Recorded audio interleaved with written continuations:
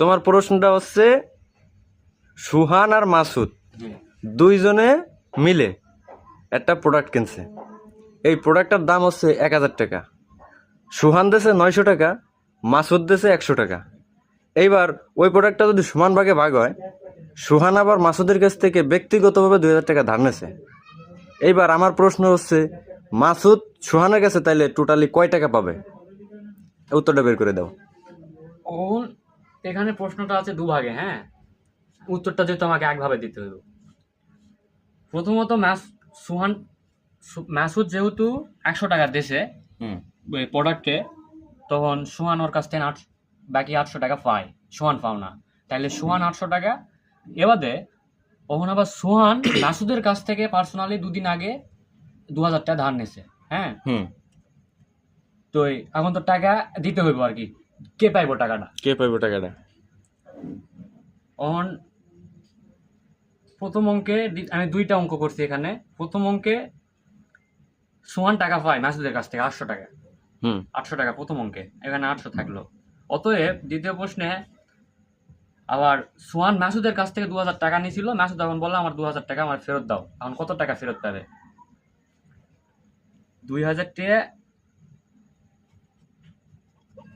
এখন উপরকার প্রশ্নে ওখান থেকে 800 টাকা পাওনা রয়েছে মাসুদের কাছ থেকে, পাওনা রয়েছে, হ্যাঁ। 800 টাকা মাসুদের কাছ থেকে পাবে।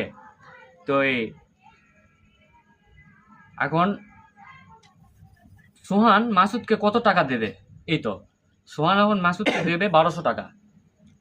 1200 টাকা কেমনে পাইলে আমার একটু বুঝাই দিবা না? 1200 টাকা পাইলো। এখন মাসুদের কাছ থেকে সোহান মোটা মানে টোটালি কয় টাকা নিছে?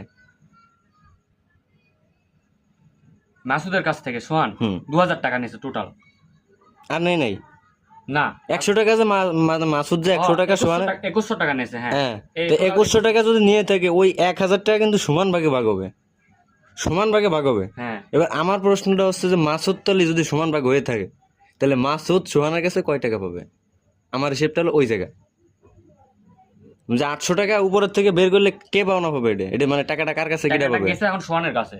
সোহানের কাছে কেমনে গেছে, কেমনে পাইছে? এই যে সোহান মাসুদের কাছ থেকে দুজনে একটা প্রোডাক্ট কিনছে, প্রোডাক্টটার দাম 1000 টাকা। 1000 টাকা।